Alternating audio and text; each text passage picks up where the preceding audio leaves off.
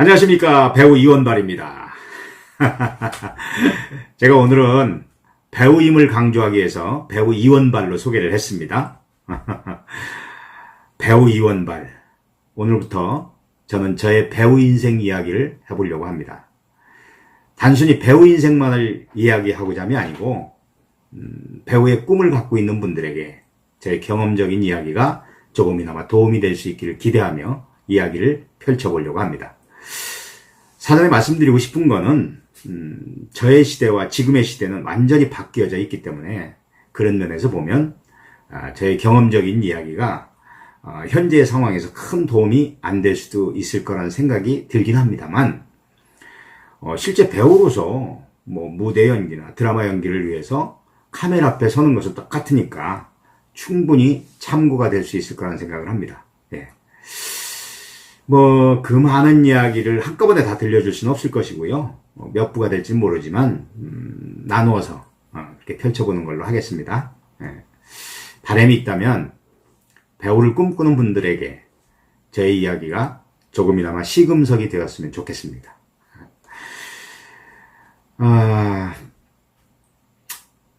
제 고향은요, 충청남도 논산시 양천면이고요.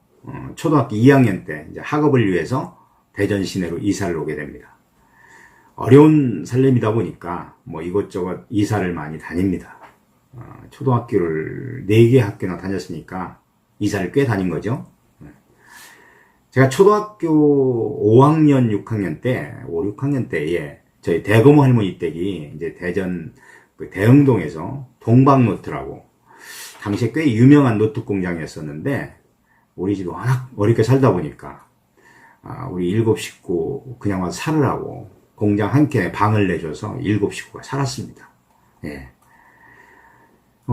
우리 초등학교 시절에는요, TV가 참 귀했었습니다.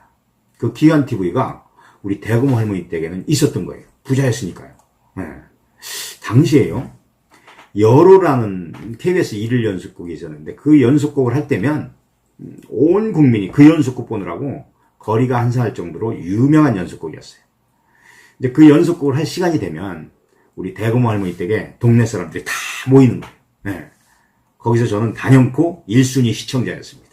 제가 우리 집안 장손이다 보니까 이제 할머니가 저를 무척 챙기셨어요. 네. 이제 그렇게 연속곡을 통해서 청소년 시절에 드라마를 접하면서 이제 희노애락의 정서를 배우게 됩니다. 네. 그걸 기화로 뭐 용돈만 생기면 이제 혼자 영화관도 찾아서 많이 보았고요.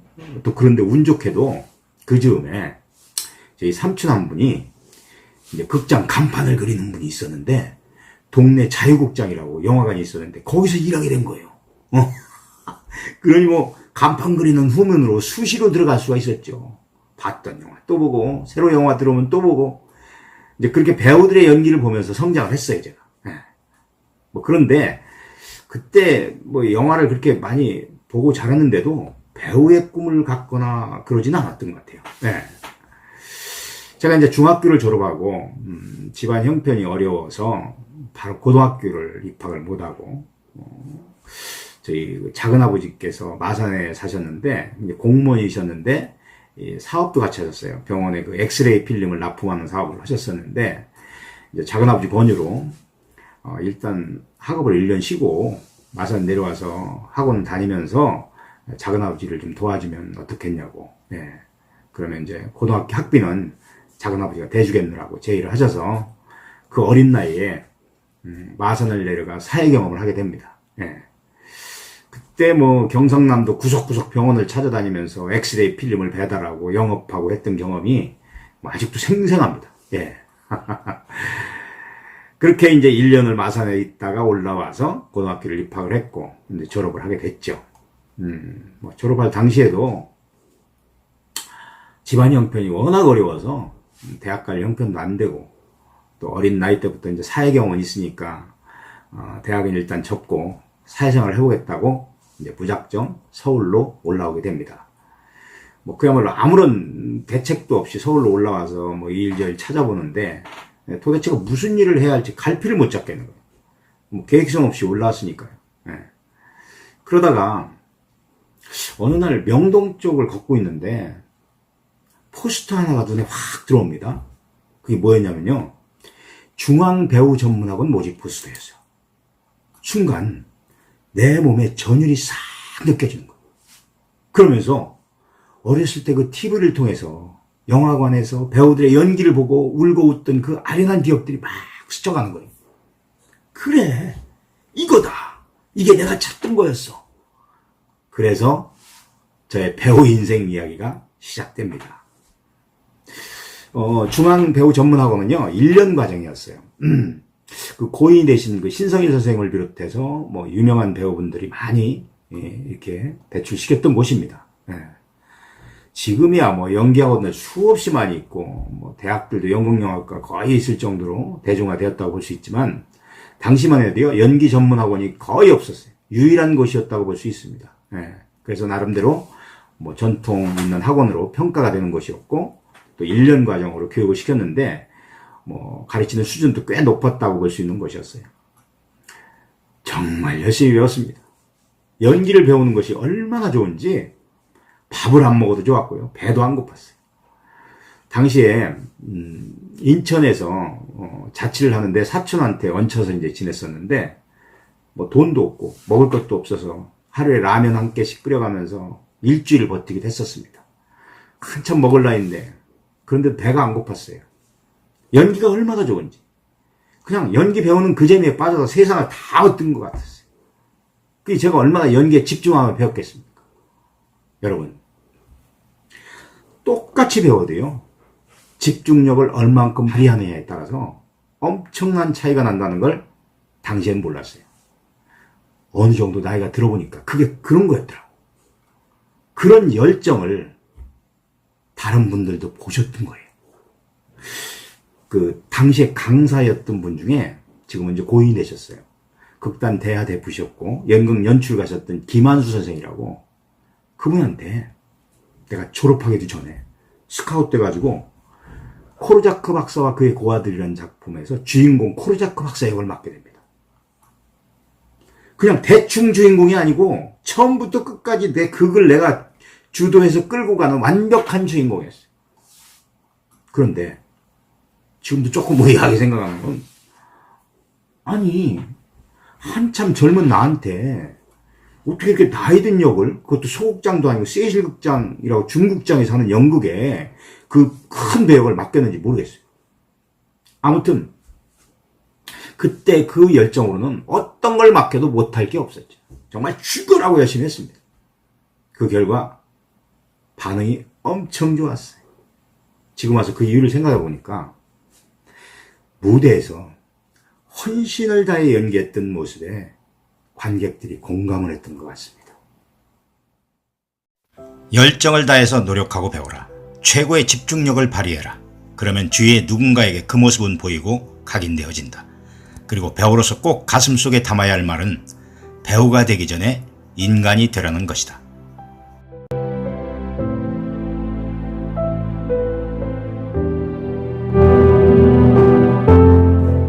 안녕하십니까, 이원발입니다. 저의 배우 인생 이야기 두 번째 영상입니다.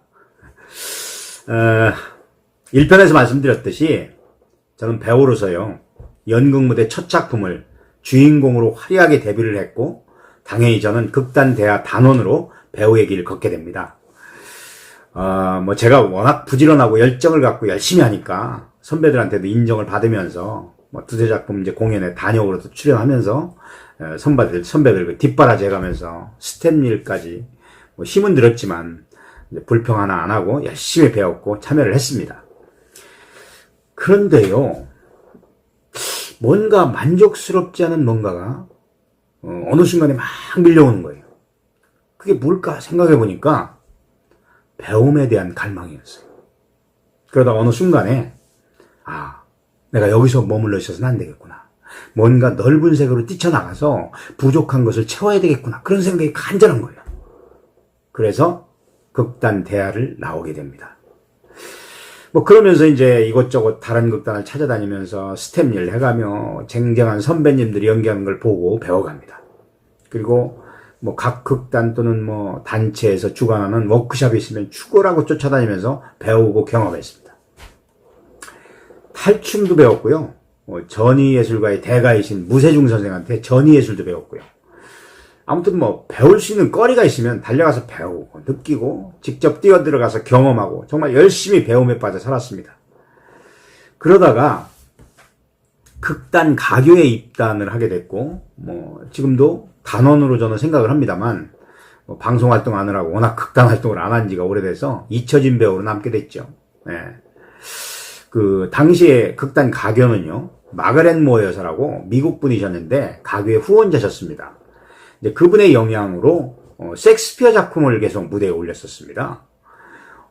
극단 가교는 그 중앙대학교 연극영화과 출신 배우들이 중심이 돼서 이제 동인제 시스템으로 구성된 극단이죠. 그래서 선배들이 아주 쟁쟁했어요. 박인환, 윤문식, 양재성, 김진태 선배님들이 다 그 극단 가교 그 창단 멤버들이십니다. 그러다 보니 우리 후배들한테는 무대에 설 기회가 별로 안 오는 거예요.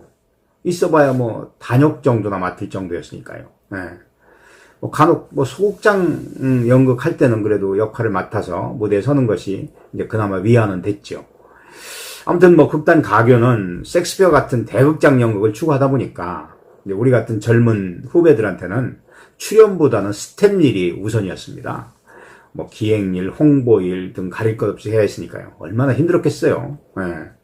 포스터 붙이기, 전단 나눠주기 등 각 대학을 비롯해서 저는 서울 시내 그 주요 곳곳을 다니면서 직접 수작업을 했어요. 그때만 해도. 네. 그런데 그 당시에 극단 대표가 박인환 선배였어요. 이제 대극장 연극을 좀 하다 보니까 이거 자리를 메꾸려면 학생 동원을 해야 했던 거예요. 셰익스피어 연극이니까 학생들이 봐도 교육적으로 좋잖아요. 그 어느 날 대표님이 나의 이제 부지런함을 보고 네가 학생 동원을 좀 해보는 게 어떻겠냐 이렇게 제안을 합니다. 아니 어린 나이에 영업 경험도 있는 난데 어려울 게 없겠다는 생각이 들어서 예 해보겠습니다. 그렇게 해서 이제 결국 학생 동원 일까지 맡게 됩니다. 정말 그때 나는 그 서울 시내 각 그 중고등학교를 버스 타고 다니면서 교감, 학생들이 만나서 설득하고 말하자면 이제 영업을 하는 거죠. 네. 정말 쉬운 일은 아니었지만 정말 열심히 뛰었습니다. 결과가 어떻게 됐을까요? 매해 매진입니다. 대표님을 비롯해서 선배 단원들 모두 깜짝 놀랐죠. 오로지 나 혼자 그런 성과를 냈으니 이런 놈이 있나 하셨을 겁니다. 매해 매진이니 연극계에서 화제가 됐어요. 자, 그때부터 나의 존재감은 생겼지만 그게 배우로서의 존재감이 아니고 관객 동원 잘하는 기획자의 이미지로 각인된 겁니다. 그러니 나는 연기를 하고 싶은데 기회를 안 주고 맨날 일만 시키는 거예요. 그때부터 또 갈등이 시작됩니다. 아, 이거 뭔가 또 다른 돌파구를 찾아야겠구나. 그런데 그때 마침요, 국립극장에서 옛날 배우들을 길러냈던 연수원 제도라는 것을 다시 부활해서 국립극장 연수원 모집 공고가 있었어요. 그 공고가 나한테는 큰 전환점이 되고 배우로서 엄청난 경험을 쌓게 해줍니다. 그 모집 분야가요, 단순히 연기자만이 아니고 이제 무대 예술의 각 분야를 다 모집했던 겁니다. 무용, 발레, 창극, 오페라, 무대 스텝 분야까지. 이 얼마나 좋은 기회입니까? 더구나 그 각 분야의 과정을 모든 학생들이 다 배워가는 과정인 겁니다. 그것뿐이 아닙니다. 그 교육 과정에서 이제 국립극장에 소속된 각 분야별 공연이 있잖아요. 그 공연을 매번 참여하는 기회도 갖게 된 거니까 이게 얼마나 좋은 기회였겠습니까? 네. 저는 이 대학을 통해서 못 배웠고 채워지지 않았던 배우로서의 양식을 사실은 국립극장 연수원 1년 과정에서 거의 경험하고 축적했던 것 같습니다. 그런 소중한 배움의 장이 마무리될 무렵 이제 동기들하고 국립극장 잔디밭에 앉아서 이런저런 얘기를 나누다가 배우로서 내 인생의 전환점을 갖게 되는 대화를 나누게 됩니다. 배우는 그것이 어떤 것이든 배우고 익혀라. 그런 경험이 배우로서의 역량을 쌓게 만든다. 그러나 서두르진 마라. 돌담도 하나하나 차곡차곡 쌓은 담이 무너지지 않고 오래가듯이 배우가 되기 위한 배움도 하나씩 하나씩 느끼고 경험해서 내 몸에 녹아들을 때 진실된 연기를 할 수 있는 것이다.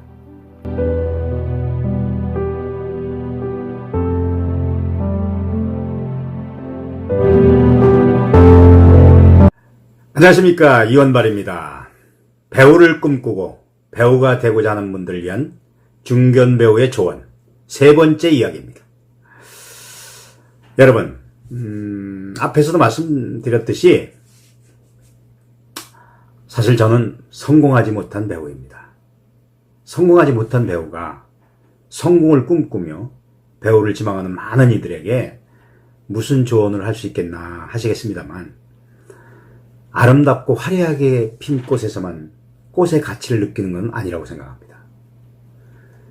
못다 핀 꽃 한 송이에서도 더 중요한 가치를 찾을 수 있다고 저는 생각을 합니다.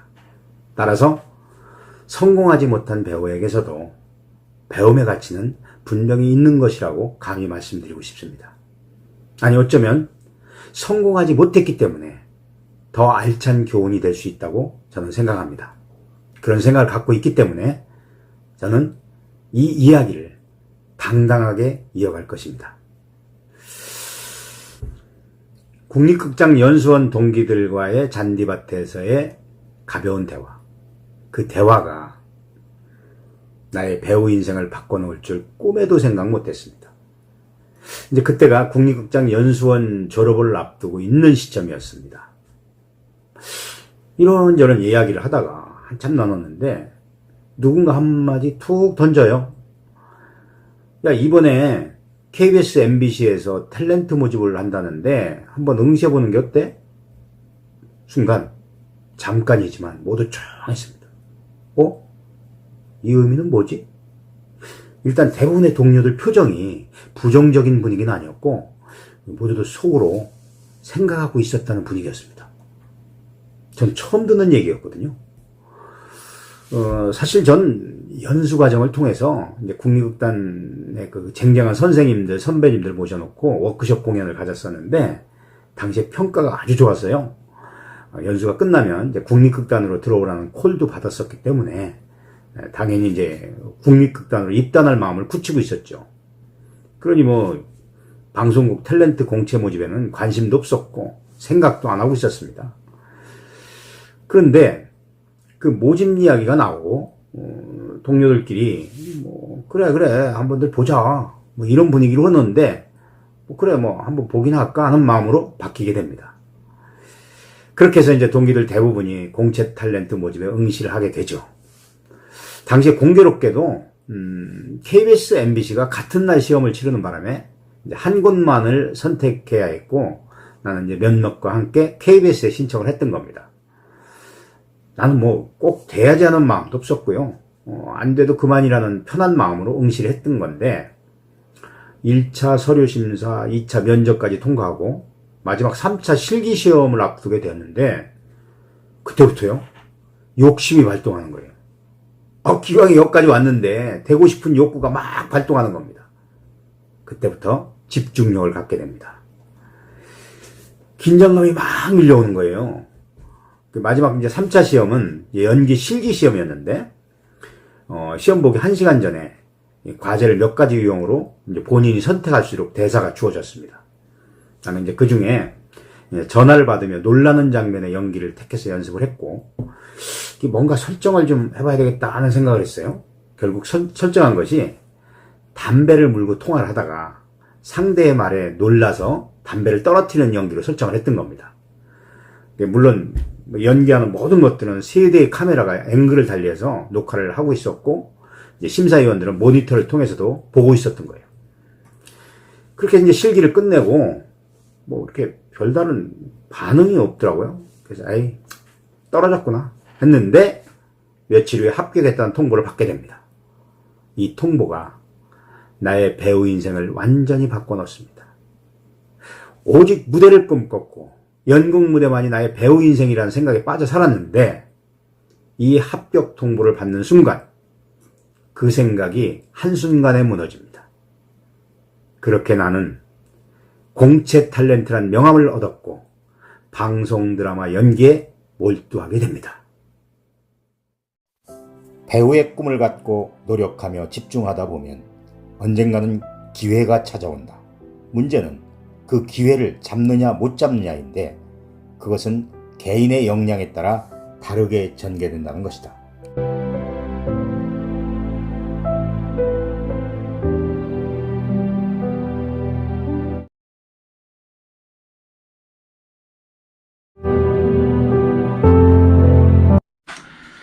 안녕하십니까, 이원발입니다. 중견배우의 조언 네 번째 시간입니다. 벌써 네 번째 영상을 찍게 됐습니다. 영상을 계속 찍으면서요, 자꾸 돌아보게 되는 점은 과연 지금 나의 배우 인생 이야기가 무슨 도움이 될까, 이런 생각이 자꾸 듭니다. 여러 가지로 부족한 제가 별 내용도 없는데 괜히 쓸데없는 짓 하는 건 아닌가 하는 염려가 밀려옵니다. 그래서 다시 한번 여러분께 밝히자면, 제가 연기에 대한 이론적인 지식이 풍부해서 그 지식을 여러분께 알려드리기 위한 것이 아님을 분명히 밝힙니다. 그냥 저의 42년 배우 인생 이야기를 되짚어가며 저의 경험적인 것을 토대로 저 나름대로 터득한 연기에 관한 노하우를 알려드리고자 하는 것입니다. 사실 이론보다 실전적인 연기는 어떤지 궁금한 분들이 많을 거라고 생각을 합니다. 그 실전적인 연기는 이제 경험에서 나오는 것이기 때문에 이제 연기를 배우고자 하시는 분들에게는 더 중요할 수 있는 이야기라고 저는 생각합니다. 그래서 어떻게 하면 연기를 잘할 수 있을까를 제시해 드리는 것이 아니고 연기를 어떻게 접근하는 것이 좋은가를 이야기해 보려고 하는 겁니다. 연기는 창의적인 작업이고 감정이입이 필요한 일입니다. 그렇기 때문에 이제 개인의 성향에 따라서 그 표현 방법이나 접근 방법이 전혀 다를 수 있습니다. 한마디로 정의하면 연기는 정답이 없는 거죠. 이제 그렇기 때문에 어떤 것이 옳다, 이렇게 해야 된다, 왜 그렇게 하나 하는 지적들은 잘못된 것이라는 것이 저의 생각입니다. 이런 제 얘기조차도 공감이 안 되신다면 그냥 흘리시면 됩니다. 네. 자, 오늘은 어느 선배님 이야기를 좀 해드리면서 시작을 해보겠습니다. 저의 선배님이니까 저도 사실은 들은 이야기입니다. 하지만 그 들은 이야기가 무척 공감이 가기도 했고, 또 지금은 대단히 성공한 배우로 남아있는 분이기 때문에 이야기를 좀 꺼내보려고 합니다. 누구인지는 밝히지 않는 것이 좋을 것 같고요. 예. 여자 선배님이라는 것만 말씀을 드리겠습니다. 역시 공채로 들어오신 분입니다.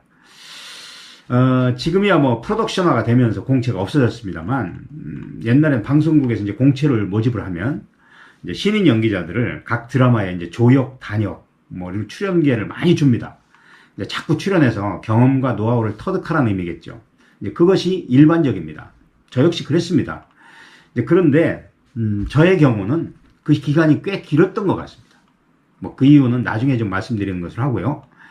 오늘 이야기를 하고자 하는 이 선배님의 경우는 이제 공채로 들어와서 이제 그런 단역, 조역들에 대한 출연을 거부하고 매일 방송국에 나와서 스튜디오에서 여주인공 선배들을 대상으로 대본을 들고 처음부터 끝까지 녹화하는 것을 지켜보는 일을 일상화했습니다. 아니, 다른 동기들은 이 드라마 저 드라마를 출연하면서 다니라고 바쁜데 유독 이 선배는 하루도 안 빠지고 방송국에 나와서 이 드라마 저 드라마 주인공을 따라다니면서 연기하는 것을 보고 메모하는 생활을 반복하게 됩니다. 자, 그렇게 시간을 보내니까 당연히 PD의 눈에도 그 모습이 보였고 관심을 갖게 된 거죠. 이제 그런 집요함으로 1년쯤 지나서 주인공 배역을 따게 됩니다. 결국 그 선배는 데뷔를 주인공으로 해서 빛을 보았고 연기를 정말 잘하는 배우로 성장하게 됐죠. 연기가 인물을 창조하는 창의적인 작업이긴 하지만 그 시작은 사실 모방에서 시작이 되죠. 예. 똑같은 배역을 놓고도요, 모방을 하다 보면 배우마다 다른 색깔의 연기가 나오게 됩니다. 바로 이제 창의적인 연기의 시작으로 보시면 될 겁니다.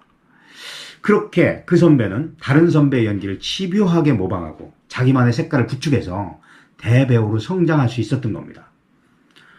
이런 예는 이 선배님 한 분뿐이 아닙니다. 또 다른 많은 선후배들이 그런 과정을 거쳐서 자리를 잡은 배우들이 많다는 거죠. 자, 그럼 제 이야기를 좀 한번 해보겠습니다. 그런 선배의 성장 과정 이야기를 아는 나는 왜 그러지 못했느냐고 반문할 수 있습니다. 자, 그러나 저는 알면서도 그러지 못하는 상황이 계속되어졌습니다. 일단 뭐 제가 제 자신을 평가하는 것이 맞을지는 모르지만 저의 캐릭터는 그 뚜렷하게 뭐 이것이다라는 것이 없습니다. 한마디로 이제 여기저기 써먹기 좋은 캐릭터인 셈이죠. 여기다 붙여도 맞고 저기다 붙여도 맞고 뭐를 시켜도 대충 소화가 되는 배우인 것입니다. 제가요 오래전부터 정말 좋아하는 배우가 더스틴 호프만입니다. 그 이유가 뭐냐면요, 더스틴 호프만은 출연하는 영화를 보면 다 달라요. 같은 캐릭터가 거의 없습니다. 이제 그렇게 다양한 캐릭터로 연기를 하는 배우가 사실 찾아보면 별로 없습니다. 네. 그래서 저는 폭이 넓은 연기를 추구하는 게 제 신념으로 박혀 있었던 겁니다. 연기는 모방에서 시작되고 모방을 통해서 인물을 창조한다. 창조를 위해서는 풍부한 상상력이 필요하고 상상력을 위해서는 많이 읽고 많이 보고 많이 느끼어 가슴에 담아야 한다.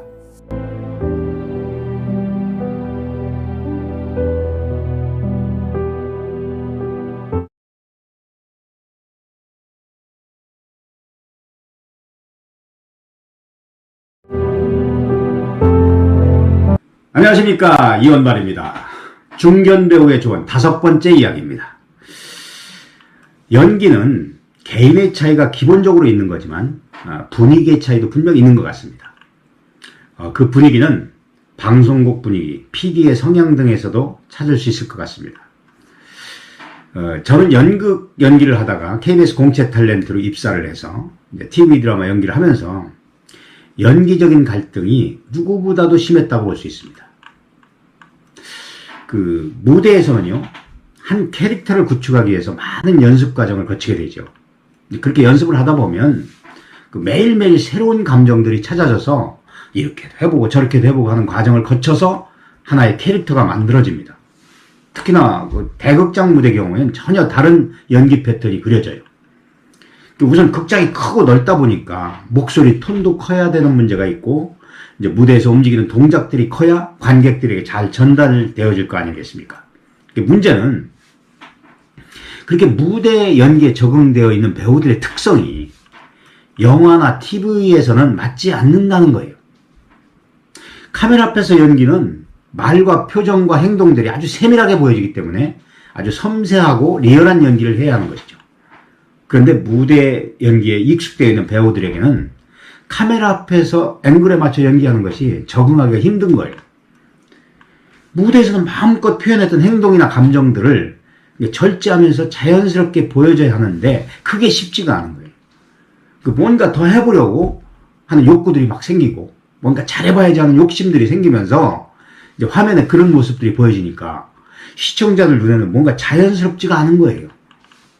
그러니까 큰 역할이 주어져도 뭔가 오버하게 되고 시청자 입장에서는 어색할 수밖에 없는 연기로 보여지게 되는 겁니다. 이제 그런 시행착오들이 수없이 반복하게 됩니다. 제가 신인 티를 조금 벗을 무렵에요, KBS 1일 연속곡 3호곡이라는 드라마를 했었습니다.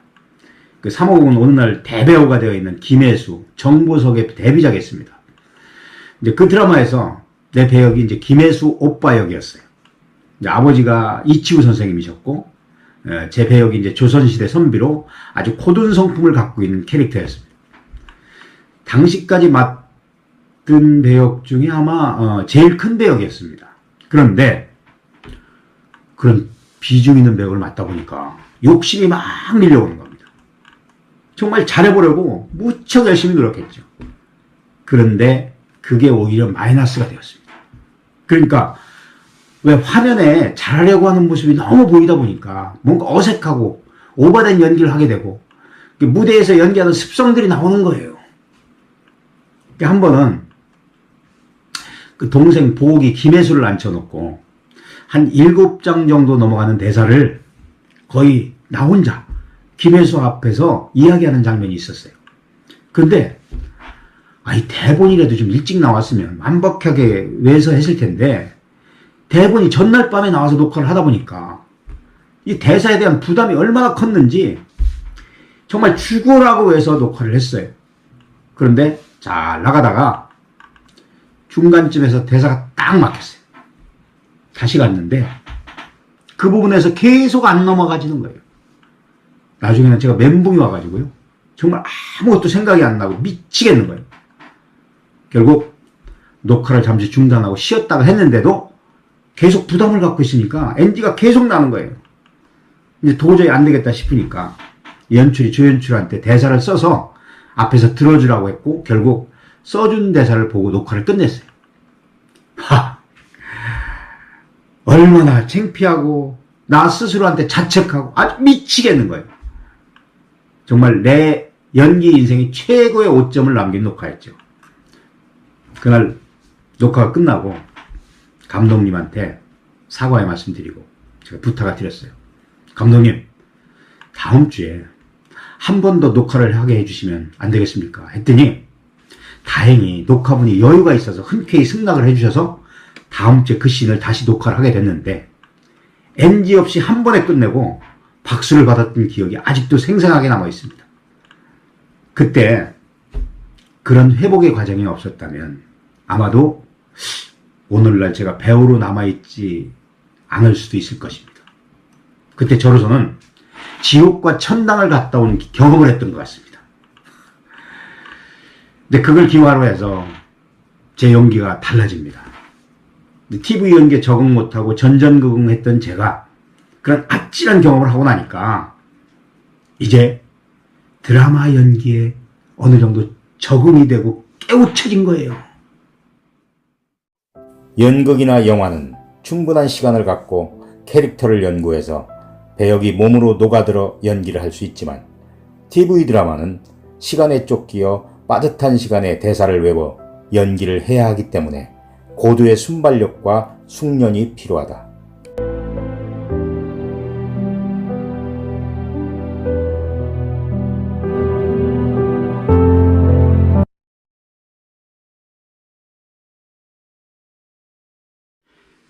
안녕하십니까, 이원발입니다. 중견배우의 조언 6번째 시간입니다.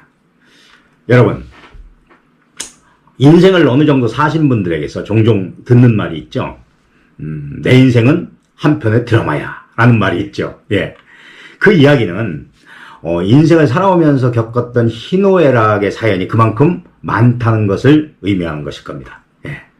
그런 굴곡진 자신의 삶의 이야기가 드라마를 보면서 마치 자신의 인생 이야기를 대신해주는 듯한 착각을 하면서 빠져들게 되는 거죠. 예. 자, 그러면서 자신의 인생을 생각하며 울고 웃고 그렇게 드라마는 우리 인간의 삶에 엄청난 영향을 주게 됩니다. 자, 그런데 요즘 드라마들을 보면요, 옛날하고 많이 달라져 있습니다. 옛날엔 가족 중심의 드라마가 참 많았잖아요. 이제 그런 드라마를 보면서 공감하며 울고 웃던 그 정서들이 요즘엔 거의 사라졌어요. 뭐 그냥 아이들이 좋아하는 비주얼 배우들을 등장시킨 드라마들이 줄을 이루고 있는 거죠. 예. 이제 그러다 보니 옛날처럼 감동의 여운을 갖게 하는 드라마를 보기가 참 힘들다는 거예요. 그런 면에서 보면 참 옛날이 그립습니다. 예. 제가 5편에서 말씀드렸듯이 어쩌면 나한테는 기회의 드라마였던 KBS의 1일연속곡 3호 곡은 줄거리상 집안이 몰락하면서 아버지와 함께 죽으면서 중간쯤에 마무리가 됩니다. 지금 생각해보면요, 참 아쉬운 드라마였습니다. 그런 생각을 할 수밖에 없었던 이유가 그 드라마 시청률이 엄청 높았거든요. 그때 아마 내가 좀 더 잘했고 더 길게 갔더라면 아마도 꽤 성공한 배우가 될 수 있었을 겁니다. 그런 기회 드라마가 사실은 3호곡이었습니다. 그래서 아쉬움이 많이 남습니다. 자, 그 뒤로도 저는 일은 끊임없이 들어와가지고 거의 쉬지 않고 출연했다고 볼 수 있습니다. 아마도 우리 동기들 중에 제일 바쁜 배우로 인식될 정도였으니까요. 그런데 1990년에 저한테 또 한 번의 기회가 찾아옵니다. KBS 주말 연속곡 야망의 세월이라고 그 당시 그 현대건설 회장이었던 이명박 씨 일대기를 다룬 드라마였는데 그때 그 유인촌 선배가 주인공 이명박 역을 맡았었죠. 그 드라마에서 저는 중앙정보부 요원 역으로 딱 2회 나오는 배역으로 출연을 하게 됩니다. 그 드라마 내용 중에 이제 이명박의 운동권 경력을 문제 삼아서 중정에 불러다가 취조하는 그런 씬이었어요. 근데 이명박 씨 그 유인촌 형을 앉혀놓고 신문하면서 주고받는 대사가 장장 6, 7장 넘어가는 거예요. 근데 당시 대사를 외면서 그 사모곡 할 때 그 김혜수 앉혀놓고 그 대사든 생각이 막 떠오르는 거예요. 그때 그 곤욕을 치르며 녹화했던 기억들이 스쳐가면서 이제 연습을 하는 거죠. 그때 그 경험이 얼마나 큰 힘이 됐던지 NG 한 번 없이 녹화를 끝낼 수 있었습니다. 예. 그런데 그 나연숙 작가 선생님이 제가 하는 연기를 보고는 아이디어를 얻으셨는지 중앙정보부 요원역으로 계속 등장을 시켜서 계속 나오는 배역으로 바뀌게 됩니다. 강문영을 좋아하면서요. 김주순과 강문영 사이를 끼어들어서 애증하는 역으로 거의 뭐 주조연급으로 역할이 커졌어요. 예. 그때 제가 설정한 캐릭터가 중앙정보부 요원역이니까 아주 그냥 냉철하고 무표정한 인물로 설정을 해서 옷차림도 그냥 검은색 양복에 그 머리도 매번 그 동네 이발소 가서 옛날식으로 포마도 바르고 드라이해서 그 완벽한 기관원의 모습을 보이려고 무척 내가 노력을 했죠. 예. 그때까지만 해도요. 중정 요원이 방송국에 이제 상주할 정도로 검열이 심해서 중앙정보 요원들 이야기를 드라마에서 잘 다루질 못했었어요. 그래서 그런지 기존에 잘 볼 수 없었던 캐릭터라서 많은 분들께서 주목을 해주셨던 것 같습니다. 그 야망의 세월은요, 나한테 또 한 번의 기회의 드라마였습니다. 그런데 브레이크가 딱 걸립니다. 야망의 세월을 할 당시에요. 유인촌 선배가 당시 우리 방송연기자 노동조합 위원장을 맡고 있었어요. 유인촌 선배 제2로 그때 제가 노조 사무처장을 맡고 있었습니다. 제가 한번 뭐를 하면 대충 못하는 성격이거든요. 예, 열심히 했죠. 유인촌 위원장하고 사무실에서 일주일 동안 돗자리 깔고 자면서 전체 조합원 파업도 이끌어보고요. 그때 그렇게 노력해가지고 그때부터 방송국에서 노조 복지기금도 타낼 수 있었습니다. 예. 어쨌든 드라마가 끝나고 나중에 이제 친한 PD에게 들은 이야기입니다만 제가 야망의 세월로 연기상 노미네이트까지 올라갔었는데 드라마 제작국장이 노조일 본다는 이유로 강력하게 반대를 해서 무산되었다는 이야기를 제가 들었어요. 아마 제가 당시에 노조일 안 했다면 상도 받을 수 있었고 또 상이 아니래도 큰 역할로 계속 일을 꾸준히 할 수 있었는데 노조일 한 것으로 인해서 꺾이게 된 셈이죠. 네. 그래서요. 드라마 제작국은요. PD 한 명의 입이 그렇게 무섭습니다. 더구나 막강한 영향력으로 드라마국의 왕인분이 말하는 거는 더 말할 것도 없겠죠. 예. 그러니 여러분 배우를 지망하고요. 나중에 드라마를 하고자 하시는 분들은 어떤 이유로든 간에 PD들 사이에 부정적인 이야기가 도는 것은 금물입니다. 어차피 캐스팅하는 입장에서 보면 보편적인 기준을 먼저 생각하게 되거든요. 특히 윤리적인 문제 또는 정치적인 문제 등 얽히지 않는 게 현명한 방법입니다. 그건 방송 환경이 아마 바뀌어도 분명히 적용된다고 저는 봅니다. 예. 저는 처음 배우 수업을 시작할 때요. 나의 내리에 아예 박혀있는 신념이 하나 있습니다. 근데 그건 배우가 되기 전에 인간이 되라는 겁니다. 사실 이 이야기처럼 배우에게 필요한 이야기는 없다고 봅니다. 저는. 배우는 한 인물을 창조하는 작업이고 창조를 위해서 내가 느끼고 처한 감정들이 인간의 본연의 모습이 상태가 아니라면 그 역할의 감정을 끄집어내서 표출하는데 엄청난 어려움이 생길 수 있기 때문입니다. 아니 어려움을 넘어 안 되는 경우도 종종 있습니다. 설령 된다고 하더라도 그 연기는 가짜 연기가 되는 것이죠. 왜 우리가 드라마를 보다 보면 부부 역할을 하면서 부부보다 더 자연스러운 부부의 모습으로 연기하는 배우들을 종종 보잖아요. 그런 모습들이 바로 본연의 인간의 마음을 기본으로 해서 상대를 이해하고 배려하면서 생기는 신뢰와 믿음이 묻어나는 연기들이거든요. 그런데 반대로 부부 역을 맡았는데 무척 사이가 안 좋아요. 그럼 결국 그 안 좋은 감정과 표정들이 화면에서 보여지게 된다는 것입니다. 연기는 캐릭터의 싸움이다. 특히 영화에서는 독특한 캐릭터를 살리지 못하면 살아남을 수 없다. 그러나 방송 드라마는 다르다. 공공성을 생각하고 심의 과정이 있기 때문에 큰 모험을 하지 않는 편이다. 그러다 보니 리얼리티에 제약을 받게 되고 무난한 캐릭터 연기를 선호하는 편이다.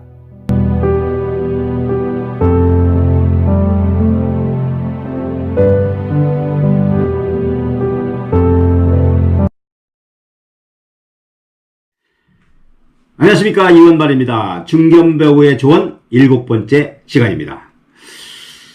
자, 여러분, 저는 1982년도에 KBS 공채 탤런트 9기로 방송 연기자를 입문한 연기자입니다. 그런데 어느 시점부터 이 공채의 의미가 퇴색되어지고 이제는 아예 모집 자체를 안 하는 체제로 바뀌어져 있습니다. 이제 그 원인은 방송 환경의 다변화의 바람 때문이라고 봐야 할 겁니다. 제가 방송국에 들어갔을 때요, 거의 10여 년 동안은 KBS, MBC 탤런트들이 엄격히 구분되어 있었고, 서로의 침범이 거의 없었을 때였습니다. 그러다가 1990년 SBS가 생기면서 분위기가 완전히 바뀌게 됩니다. 방송국에 문이 열리게 된 거죠. PD들 또한 SBS로 옮기는 현상이 나타났고, 연기자들도 KBS, MBC 각자의 소속을 두면서 이제 방송 출연을 자유롭게 할 수 있게 된 거죠. 그런데 이렇게 분위기가 바뀌면서 이제 방송 연기의 패턴도 약간의 변화가 옵니다. 무슨 이야기냐면 이전에는요, KBS, MBC 드라마 연기 패턴이 좀 달랐던 겁니다. KBS는 다소 오버하는 연기를 선호했다면 MBC는 그냥 자연스러운 연기를 추구했던 거예요. 특히 이런 성향은 사극에서 더욱 잘 나타났죠. 옛날에 MBC에서 오랫동안 방영했던 신봉승 작가의 조선왕조 500년이라는 드라마를 보면 KBS 대하 드라마 사극과 정말 대비되는 연기 패턴을 보여주고 있습니다. KBS 연기는 목소리의 톤, 표정, 감정들을 조금 오버해서 연기함으로 인해서 이제 시청자들을 집중할 수 있게끔 드라마를 만든다면 MBC는 그냥 편하게 다른 일을 하면서도 부담 없이 볼 수 있는 드라마를 추구했죠. 이제 그건 PD의 콘티에서도 나타납니다.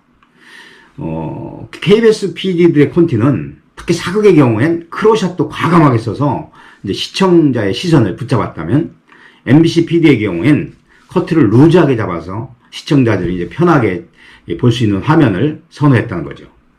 이제 그런 추세 속에서 저도 이제 MBC 아침 드라마 연속극을 비롯해서 뭐 미니 시리즈 몇 편을 출연했었어요. 그런데 제가 하는 연기가 MBC PD의 눈에 자꾸 거슬렸던 거예요. 그게 바로 KBS에서 습관처럼 오버하며 연기했던 모습들이 나왔던 거예요. 이제 그런 차이를 빨리 감지하고 바로 고치면서 이제 드라마를 했던 기억이 아직도 생생합니다. 자, 그런데 SBS가 생기면서 또 다른 패턴이 생깁니다. 그게 뭐냐면요, SBS 드라마 PD들은 당시에 이제 KBS나 MBC에서 스카웃된 PD들이 많기 때문에 이제 각각의 PD에 따라서 이 드라마의 연기 패턴도 다르게 보여지는 거예요. 그러다 보니 이제 연기자들도 중간 연기의 패턴을 보여주는 경향이 생기게 된 거죠. 요즘에 젊은 후배들 연기하는 걸 보면요, 옛날 패턴하고는 많이 다른 것을 느낍니다.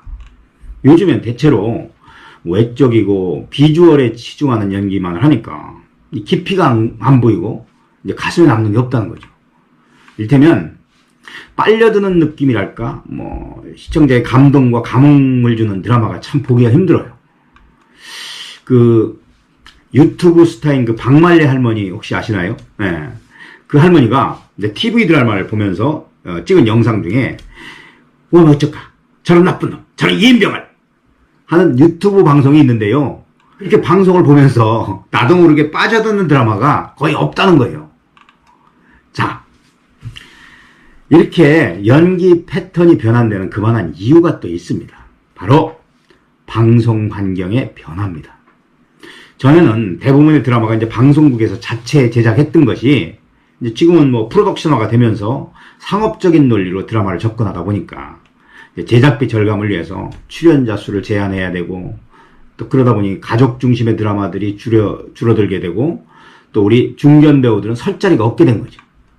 그저 대부분 주인공 중심의 남녀 간의 사랑 이야기로 끌어가는 것이 현실이 돼버렸어요. 참 옛날에는 사랑 이야기를 해도 가족들과 주변 인물들을 많이 등장을 시켜서 삶의 이야기를 곁들이면서 이제 가슴절절한 이야기들을 많이 담았었는데 말이죠. 예. 여러분도 느끼실 겁니다. 옛날처럼 드라마를 보면서 울고 웃는 그 감동의 드라마가 요즘은 볼 수가 없죠. 거의. 예. 그저 아이들이 좋아하는 스타들을 등장시켜서 이제 감성을 자극하는 드라마만 난무한 것이 현실입니다. 참 저희 중견 배우들로서는 안타까운 마음입니다. 세월이 지나서 다 매체가 되면서 드라마 시장이 더 활성화되고 당연히 일은 많아질 거라고 기대했던 것들이 무색해진 거죠.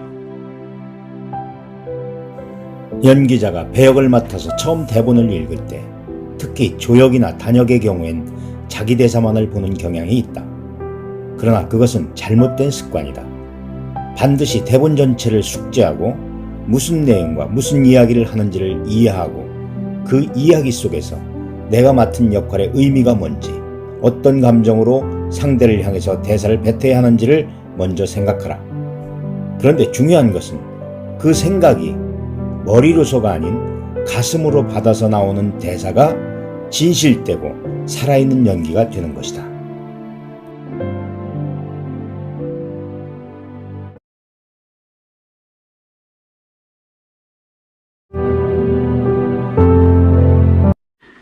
안녕하십니까, 이원발입니다. 중견배우의 조언 8번째 이야기입니다. 제가 2002년에 방영한 KBS 대하드라마 제국의 아침을 출연할 때 제 배역이 왕십령의 우장군 역할이었습니다. 그때 왕십령 역을 하셨던 선배님이 누구냐면요, 김은기 선배님이라고 지금은 고인이 되신 분입니다. 연극 무대를 서셨다가 뇌경색으로 쓰러지셔서 오랫동안 깨어나지 못하시다가 결국 생을 마감하셨습니다. 고인의 명복을 빕니다.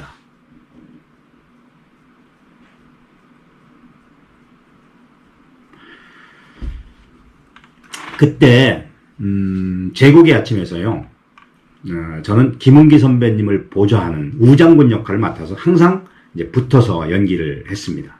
그런데 김은기 선배님은 정말 대단한 배우셨습니다.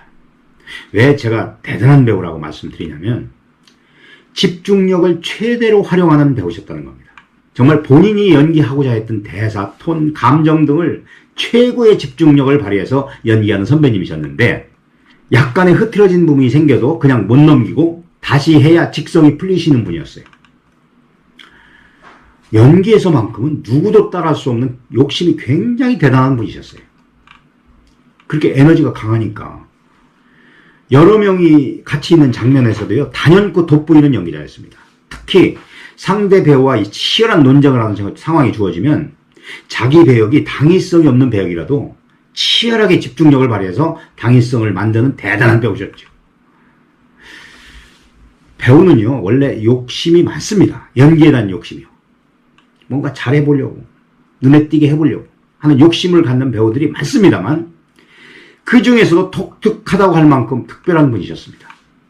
결국 그런 성정 때문에 안타깝게도 쓰러진 이유가 되지 않았나 저는 생각을 합니다. 아무튼 집중력의 대가라층에도 부족함이 없을 그런 선배님을 모시고 촬영하는 동안 옆에서 참 많이 배웠습니다.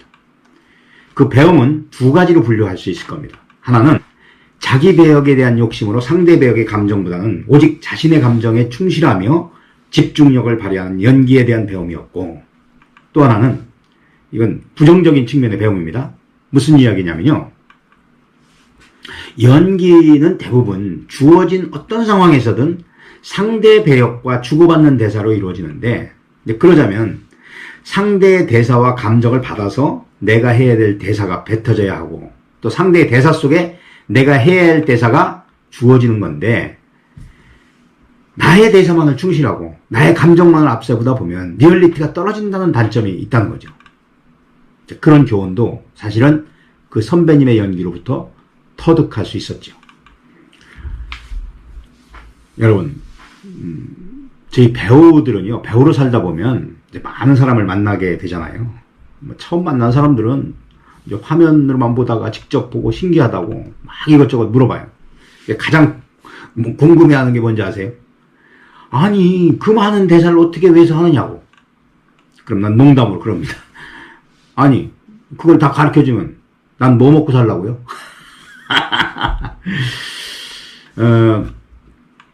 제가 신인 연기자일 때인데요. 탤런트실에서 어느 선배님이 계시다가 후배 하나가 대사 외우는 것 때문에 막 힘들어 하는 이야기를 이제 하는데 그 얘기를 듣더니 그 선배님이 한마디 툭 던집니다. 야, 그게 뭐가 어려워? 상대 배우의 말에 내가 해야 될 말이 있는데. 나는 그냥 그 툭 던진 그 선배님의 말로 인해서 그 후로 대사 걱정 별로 안 합니다. 대체로요, 연기자들은 대본을 받으면 우선 자기가 나오는 씬만 체크하고 대사도 자기 대사 위주로 봅니다. 그렇게 처음에 대사를 외게 되면 확실히 대사가 잘 들어오지도 않고 외워지지도 않습니다. 그런데 상대방의 대사를 읽어가며 자기 대사를 읽는 습관을 들이면 대사도 쉽게 외질 뿐 아니라 잘 까먹지도 않습니다. 그래서 반드시 대본을 받으면 어떤 배역이 됐든 전체 이야기를 읽어서 파악을 하고 자기가 나오는 씬을 다시 읽을 때 상대의 대사를 충분히 숙지하고 그 대사 속에서 자기가 해야 할 말을 생각하면서 읽는 습관을 들여야 대사에 대한 공포를 이겨낼 수 있게 됩니다. 그럼에도 불구하고 혼자 모노드라마 하듯이 하는 대사들이 있어요. 그런 대사들은 할 수 없이 달달달달 외울 수밖에 없습니다. 예. 그런 대사도요, 내용을 충분히 숙지해서 읽으면 금방 외울 수 있다는 거 명심하시기 바랍니다. 연기는요, 상대방의 감정이 항상 중요합니다. 그 감정의 호흡을 받아서 나의 호흡을 그에 맞추어 내뱉어야 조화가 이루어져서 공감을 일으킬 수 있는 겁니다. 그래서 잘해야지는 욕심과 너무 이기적인 마음으로 접근하지 말고 상대 배역과 교감하며 욕심을 내게 되면 훨씬 조화롭게 보여진다는 거 꼭 명심하시기 바랍니다. 자, 정리해보면요, 연기할 때 최고의 집중력을 발휘하되 그것이 오직 나만의 호흡으로 나만의 것이 아닌 상대방과의 호흡을 잘 받아서 내 대사만을 생각해서 뱉지 말고 상대의 대사를 충분히 듣고 이해한 상태에서 대사를 뱉어야 진실된 연기가 나온다는 것을 명심하시기 바랍니다. 연기는 집중력 싸움이다. 무대에서든 카메라 앞에서든 집중력을 잃으면 연기도 잃는다. 내 몸에 들어와 있는 인물에 집중하고 상대의 호흡을 받아라. 그 호흡을 잘 받는 것이 살아있는 연기를 만든다.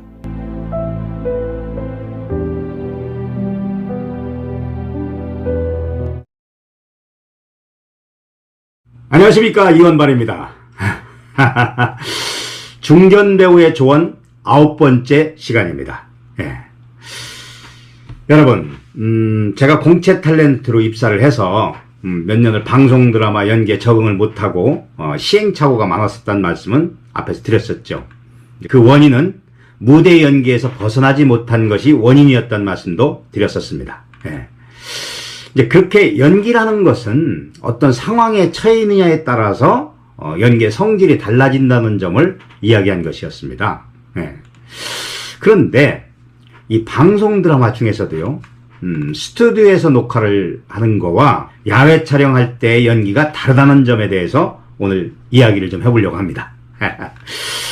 그 뭐 일반적으로 생각해 보면 뭘 다를까? 라고 생각할 수 있겠지만 확실히 다르다고 말씀드릴 수 있습니다. 예.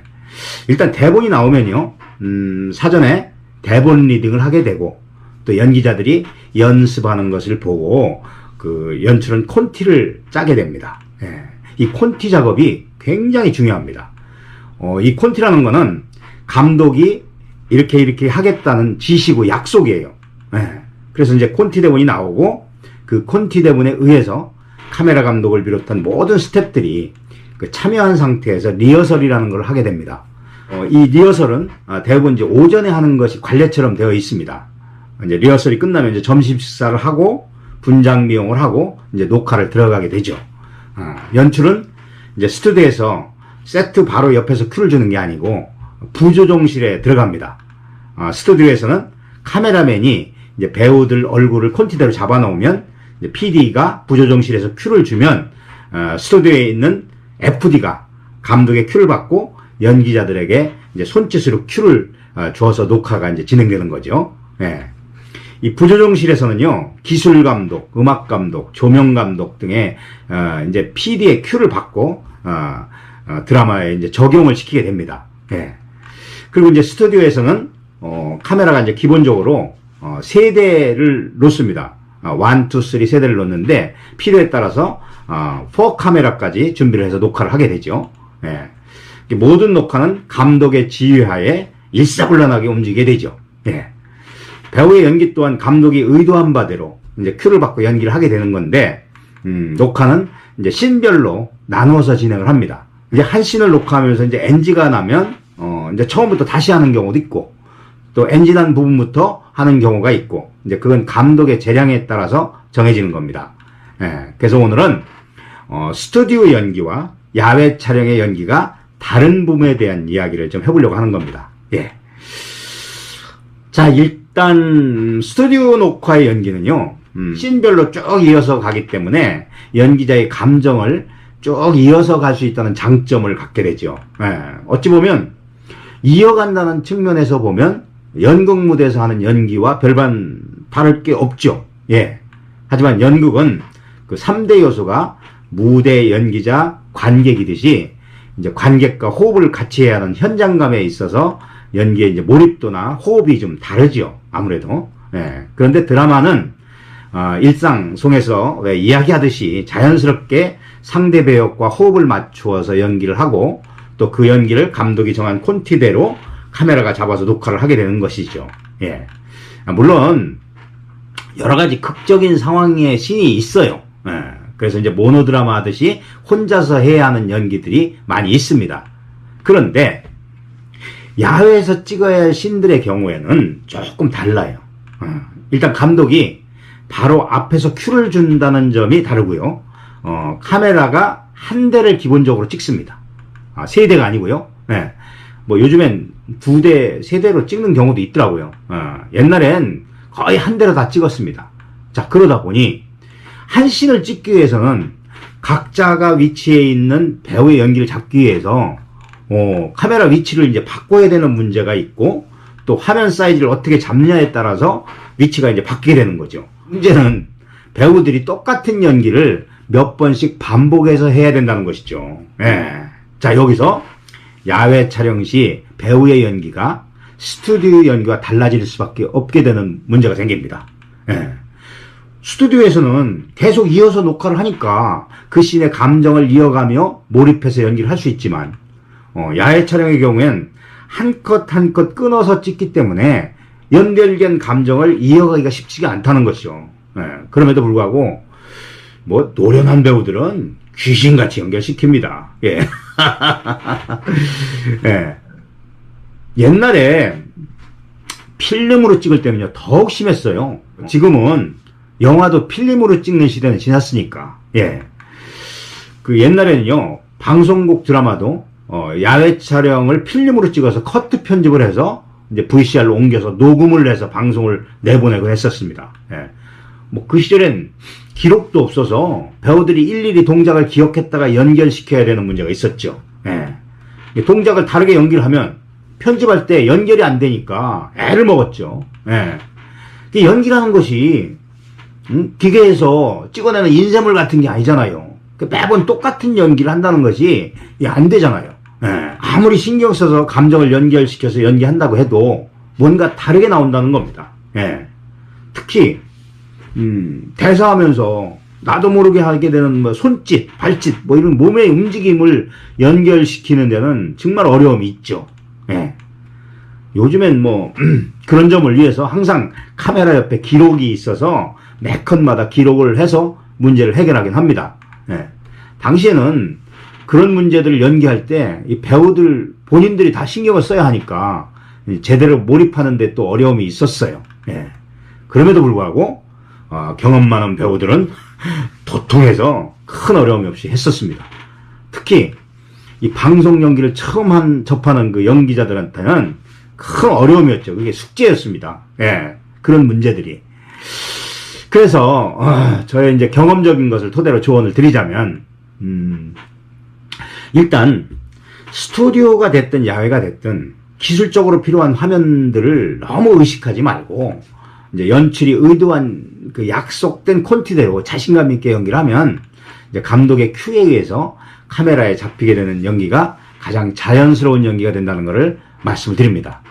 그래서 정리해보자면 스튜디오 연기와 야외 연기가 어떤 차이가 있는지만 인지를 하시고 너무 욕심내서 모두 터득해서 연기하려고 하면 더 문제가 생기니까 그냥 작가가 의도해서 써놓은 대본대로 감독의 콘티에 의해서 그냥 오직 연기에만 집중하라는 겁니다. 세월이 지나면 나도 모르게 터득되는 날이 오고 그 터득은 머리로 하는 것이 아니고 몸으로 되어진다는 거 꼭 명심하시기 바랍니다.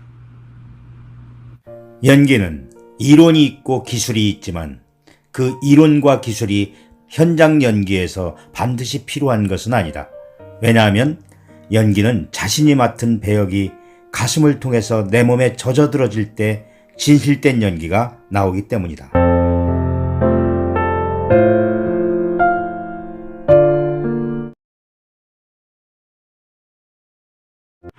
안녕하십니까, 이원발입니다. 중견 배우의 조언 10번째 시간입니다. 아이고 벌써 10번째 영상이 됐네요. 사실 제가 처음 생각했던 건 10번째 정도만 하면 어느 정도 정리가 되지 않을까 생각을 했었습니다. 그런데 이 한 편 한 편을 너무 길게 하면 이제 보시기가 좀 지루할 듯해서 시간을 좀 줄이다 보니까 생각했던 것보다 길어질 수도 있다는 생각을 합니다. 뭐 연기라는 것이 장르가 이제 종합예술이고 또 혼자만 하는 게 아니니까 뭐 이런저런 이야기를 이제 펼치다 보면 이제 해줄 수 있는 이야기들이 엄청 많아질 수 있다는 그런 느낌이 있어서 조금 더 길어질 것 같습니다. 예. 자, 오늘은 지난 시간에 연장선에서 이 카메라 앞에서 연기할 때 이제 시선 처리, 시선 처리가 어떤 영향을 주고 또 어떻게 하는 것이 시청자들로 하여금 공감을 갖게 하는지를 이야기를 해보려고 합니다. 우선 뭐 상대 배역이 앞에 있을 경우에는 상대를 보고 하면 되니까 뭐 시선 처리에 대해 뭐 걱정을 안 해도 되죠. 근데 그거는 스튜디오 연기의 경우에는 적용이 되는 이야기입니다. 하지만 야외에서는 전혀 다른 상황이 전개될 수도 있다는 겁니다. 뭐 요즘에 감독들은 대체로 야외 촬영에서도요 그냥 상대를 편하게 보고 하는 연기를 선호하고 있고 또 그렇게 하고 있습니다. 옛날에는요 야외 촬영의 경우 이제 풀샷이나 뭐 그룹샷을 제외하고는요 거의 대부분 상대 배역과 마주보지 않고 촬영을 했었습니다. 그래서 이제 카메라 감독이 그 오른쪽 왼쪽 시선을 이제 잡아줘서 이제 거기에 상대가 있다고 생각을 하고 연기를 해야만 했었죠. 이제 그런 경향들은 간혹 스튜디오 녹화를 할 때도 종종 활용되기도 합니다. 이제 그런 경우에는 이제 화면 사이즈가 바스트나 타이트 바스트 같은 타이트한 화면에서 특히 이제 여배우들이 그 얼굴을 좀 더 잘 나오게 하고 또 이렇게 좀 이쁘게 나오게 하기 위해서 그러는 경우들이 종종 있었죠. 옛날에요. KBS에서 그 지금 평양에선이라는 드라마가 있었습니다. 당시 중앙정보부 자료 정보를 토대로 해서 북한의 군부 상황을 그린 드라마였었는데 이제 시청률도 꽤 높았던 화제의 드라마였습니다. 뭐 저는 신인 때 이제 단역으로 출연을 했었는데 이제 회의실에서 회의하는 장면이었어요. 대부분의 이제 출연자들은 회의실에 앉아서 이야기하는 신들이었는데 뭐 대부분 뭐 앉아 계신 분들이 모두 쟁쟁한 선배님들이셨죠. 이제 저는 뒤에 이제 서 있는 상황이었었어요. 그런데 내 시선에 바로 보이는 자리에 앉아 계신 분이 삼이자 선생님이셨어요. 그런데 이 삼이자 선생님이 타이트 바스트 샷 본인 대사 할 때는 이 상대를 보지 않고 카메라 쪽으로 시선을 당겨서 대사를 했다가 이제 그룹샷이나 풀샷 이 대사에서는 또 제대로 보고 하는 거예요.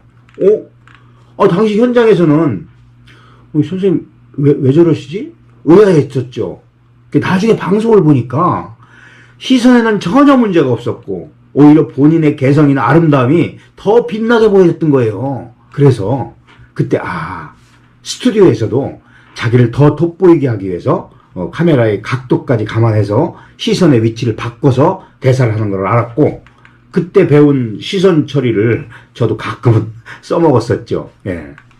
그런데 사실 그 방법은 잘못된 것이라고 말할 수 있습니다. 왜냐하면 상대의 역을 보고 하는 연기와 시선을 이제 따로 설정해서 하는 연기는 이제 감정이 제대로 표현되지 않을 수도 있고 또 자연스럽지 않은 연기가 나올 수도 있기 때문입니다.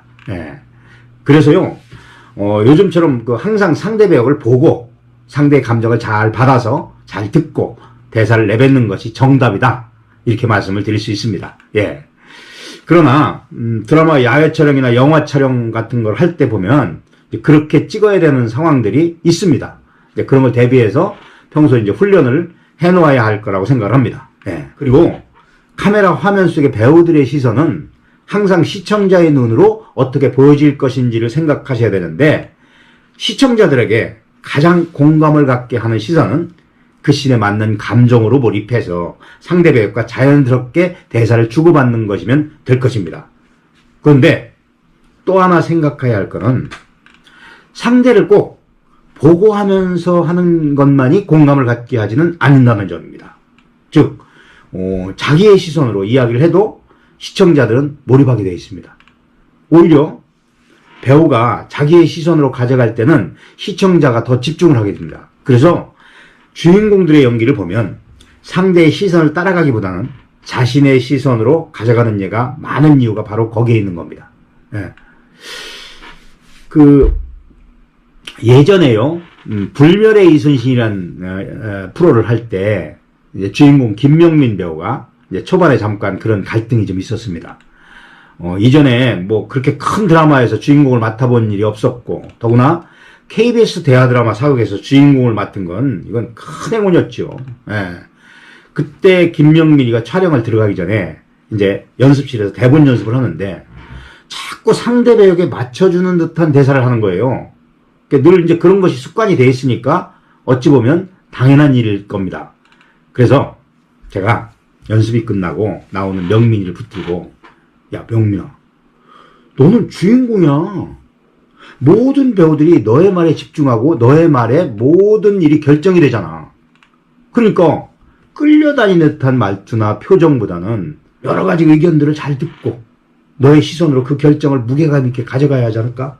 그 똑똑하고 명석한 김명민 배우는요, 금방 알아듣습니다. 그 다음부터 촬영할 때 본인의 시선을 완벽하게 찾아가서 시청자들의 공감을 갖게 했고, 불멸의 이순신이 오늘날 대배우가 될 수 있었던 계기가 되었던 겁니다. 배우의 존재감은 연기를 통해서 나오고 그 존재감의 크기는 맡은 배역에 따라 다르게 나타나지만 반드시 주인공만이 그 존재감을 갖는 것은 아니다. 작은 배역이라도 본인만의 독특한 설정으로 얼마든지 존재감을 찾을 수 있다. 구독과 좋아요, 공유는 저에게 큰 힘이 됩니다.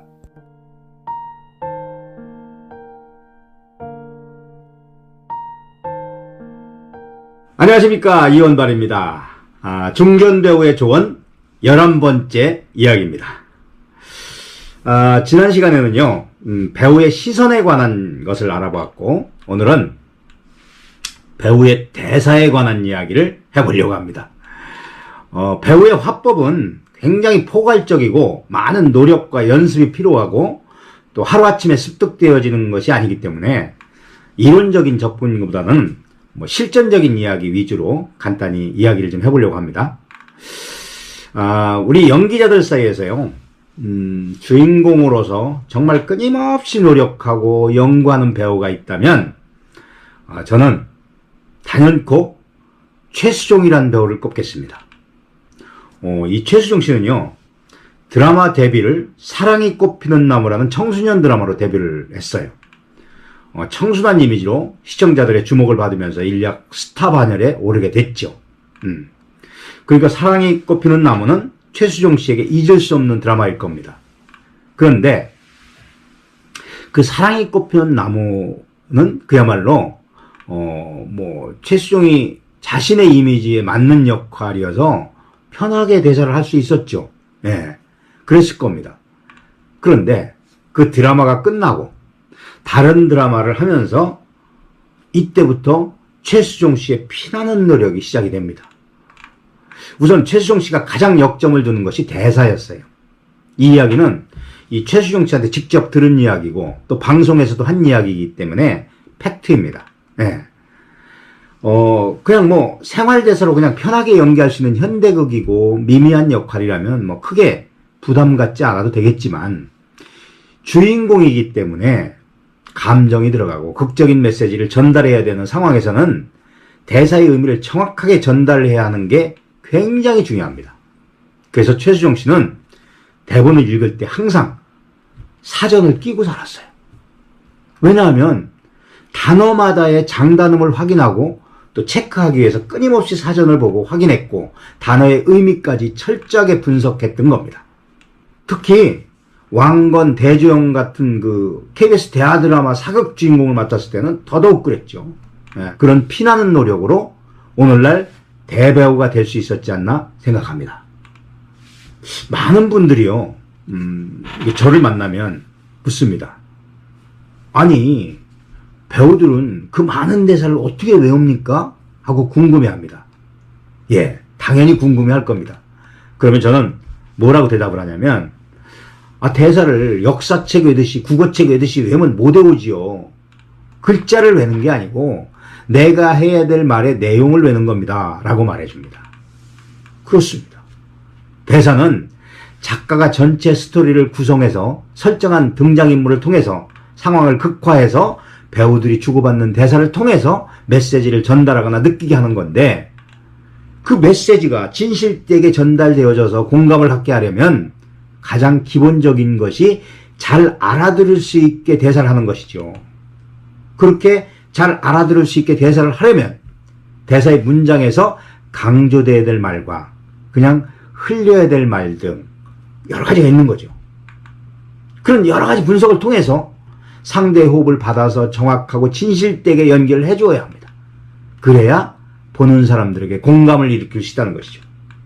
만약 공감을 못했다면 뭔가 내용이 잘못 전달되어졌거나 또는 전달되었더라도 말의 의미가 잘못되었거나 또 감정이나 표정, 동작 등에서 허점이 있거나 할 경우일 겁니다.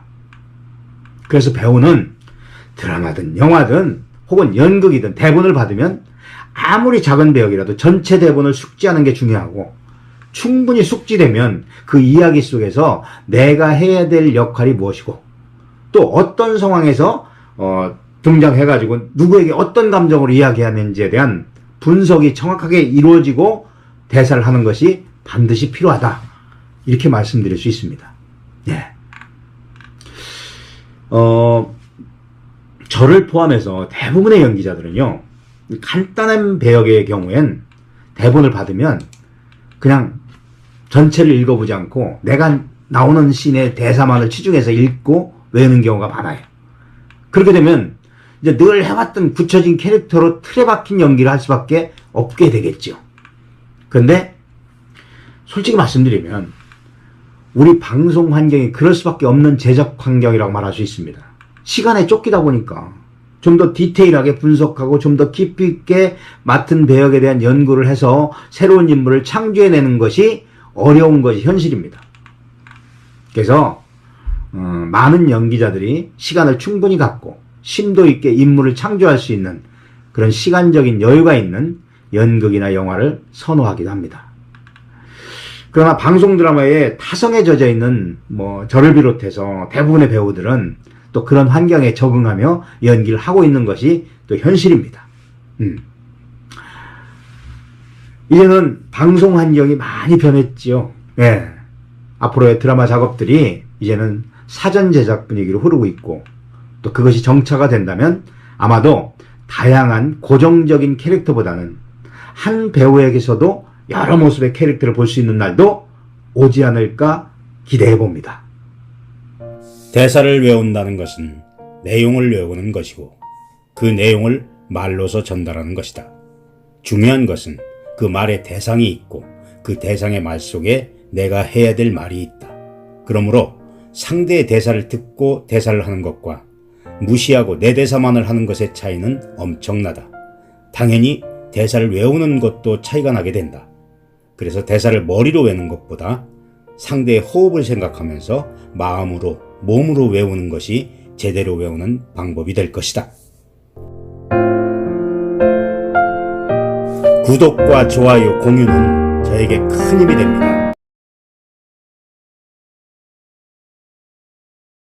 안녕하십니까, 이원발입니다. 중견배우의 조언 12번째 이야기입니다. 여러분, 많은 분들이 이런 이야기를 합니다. 배우는 타고나야 되는 거죠? 아무나 할 수 없는 거죠? 네, 당연히 아무나 할 수는 없죠. 네.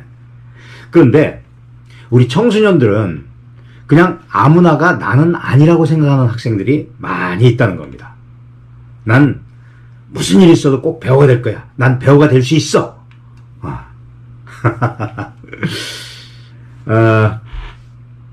1편에서 그 운명처럼 배우의 길을 걷게 된 저의 경우를 이야기를 들려드렸습니다만, 저 같은 경우엔 어렸을 때 그 많은 영화를 보고 또 TV 드라마를 보면서 자랐어도 난 배우가 될 거야 라는 생각을 한 번도 해보지 않고 자라왔는데도 이렇게 배우가 되어 있는데, 나는 꼭 배우가 될 거야 라고 어렸을 때부터 꿈을 키워온 우리 청소년들에게 결코 못 될 건 없다고 저는 감히 이야기합니다. 분명히 될 수 있습니다. 그러나 거기엔 엄청난 대가가 따라야 합니다. 그 대가가 바로 노력입니다. 그래서 오늘은 그 엄청난 노력의 대가로 대한민국 최고의 배우로 성공한 대배우 이야기를 들려드리려고 합니다. 정말이지 모든 배우를 통틀어서요, 제가 아는 배우 중에 무에서 유를 창조한 대표적인 배우라고 말씀드릴 수 있습니다. 그게 누군지 궁금하시죠? 바로 정보석 배우입니다. 이 정보석 배우하고 저는 1987년 KBS 1연속곡 3호국이라는 사극 드라마를 같이 출연을 했었습니다. 그때 정보석 배우의 배역이 주인공 만강이를 괴롭히는 부잣집 망나니 역할인 달스라는 악역이었습니다. 만강이와 더불어서 이제 그걸 주도해가는 역할이었죠. 그런데 당시에 저는 정보석이 그 중요한 역에 캐스팅된 것에 대해서 의아해했었습니다. 왜냐하면 이제 그 전에 정보석이가 그 연극을 하겠다고 저의 극단 가게에 몸담았던 적이 있었는데, 워낙 연기가 안 되니까 인정을 못 받던 배우였어요. 그래서 아니, 연기가 이렇게 안 되는 배우도 있구나 생각할 정도로 연기가 안 되는 배우라고 인식이 되어 있었던 거예요, 저한테는. 하지만 비주얼은 좋으니까 뭐 모델 같은 일은 가능하지 않을까 생각한 정도였어요. 그런데 어떻게 연결이 돼서 그 큰 배역을 맡게 된 거예요. 사실 그 비하인드 스토리인데요, 그때 그 3호국에서 그 달세라는 배역을 처음에는 유동근 씨한테 갔었어요. 그런데 유동근 씨가 주인공 만강이 배역을 원해서 무산됐었어요. 그래서 이제 이 배우 저 배우 찾다가 대타로 운 좋게 정보석 배우가 맡게 된 거죠. 결국 대타로 캐스팅 됐었는데 정보석 배우에게는 일생일대 최고의 행운을 맞은 셈이 된 거죠. 그런데 그 큰 배역을 맡으면서 연기가 부족한 걸 본인 스스로 인정하고 엄청난 노력에 들어갑니다. 당시에 그 같이 출연했던 선배 중에 그 이대로 선배님이 계셨어요. 이제 이분은 그 예고 선생님 출신이시라 후배들 지도하는 데는 일가견이 있으신 선배님이십니다. 그 이대로 선생님한테 바짝 붙어서 매번 배우는 거예요. 배우고 또 그걸 나름대로 연구하고 설정하고, 그냥 대충 연구하고 설정하는 것이 아니고요. 대본을 보면 그 한마디 한마디의 대사를 어디에서 띄고 시선을 어디에서 두고 또 어떤 정도의 톤으로 대사를 해야 되고 또 어디에서 소리를 지르고 그 한자 한자에다가 모든 걸 기록해 놓고 연습을 하는 겁니다. 정말 대본을 보면 얼마나 빡빡하게 적어놨던지 틈이 없을 정도였어요. 그래서 그게 몇 번 하다 말겠지 했는데 처음부터 끝까지 그렇게 기록하며 한 컷 한 컷 완벽한 계산 속에서 연기를 하는 거였습니다. 머리도 좋아서요. 별로 까먹지도 않고 NG도 거의 없는 거예요. 그때 보고 이야 정말 지독한 배우다. 아니 대본에 기록하고 메모하는 거야 저도 하고 있었지만 그 정도로 완벽하게 하지는 못했고 연기라는 것이 그때그때의 감정에 따라서 조금씩 다르게 표현되는 거기 때문에 그렇게 기계적으로 완벽한 계산 안 하고 하죠 다들. 하지만 정보석 배우는 그렇게 지독하게 연기를 했어요. 결국 그런 지독한 노력을 인정을 받았고 KBS 신인 연기상까지 받아냅니다. 정말 대단한 배우죠. 그렇게 이제 3호극을 끝내고 다른 드라마에 몇 번 출연을 하더니 이제 크게 두각을 못 나타내면서 방송이 뜸해졌어요. 한동안 안 보이더니 영화에 출연하기 시작합니다. 영화는 대체적으로 이제 시간적 여유를 갖고 촬영을 하고 자기가 맡은 배역에 충분히 노력할 만한 시간을 갖고 이제 연습을 해서 출연할 수가 있으니까 이제 영화를 택했던 것 같아요. 이제 그렇게 영화를 출연했고 역시 두각을 나타내게 됩니다. 여러분 정말 대사가 안 되고 연기가 안 되던 한 배우가 오늘날 대스타급으로 성장을 해서 자리 잡고 지금은 우리 조직인 방송연기자협회 이사장까지 맡고 있어요. 정말 정보석이라는 배우는 노력해서 안 되는 것이 없다는 것을 몸소 보여준 대표적인 배우라는 점을 말씀을 드립니다. 물론 정보석 배우가 그렇게 클 수 있었던 것은 본인의 피나는 노력이 대부분이지만 타고난 외모도 한몫은 했다고 봐야죠. 그러나 노력이라는 그것도 대충 노력이 아닌 피나는 노력이 있었기 때문이라는 걸 주목하셔야 합니다. 배우는 타고난 재능이 필요하지만 꼭 그것만 갖고 성공하는 것은 아니다. 10%의 재능만 있어도 90%의 노력으로 성공할 수 있다. 중요한 것은 할 수 있다는 신념을 갖고 기회가 왔을 때 정말 죽어라고 열심히 노력한다면 배우의 꿈을 이룰 수 있다. 구독과 좋아요, 공유는 저에게 큰 힘이 됩니다.